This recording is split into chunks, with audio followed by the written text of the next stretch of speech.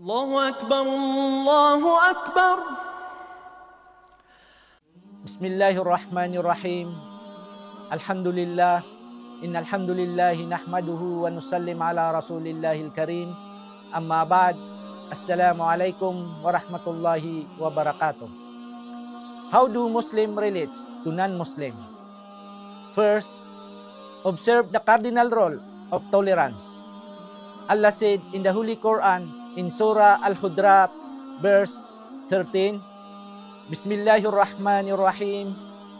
Ya ayyuhan nasu inna khalaqnakum min zakari wa untha wa ja'alnakum sa'uba wa qabaila lita'arafu inna akramakum indallahi atqakum innallaha alimun khabir. Sadaqallahul azim. Second, invite with wisdom and with beautiful preaching. Third, highlight commonalities rather than differences. And fourth, promote mutual respect and tolerance. Wabillahi taufiq wal hidayah. And let us pray.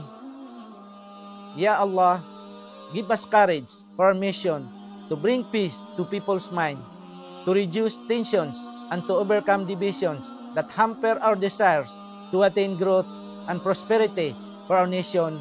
Walhamdulillahi Rabbil Alamin. Amin. Wa ba'd. Wassalamu alaikum warahmatullahi wabarakatuh.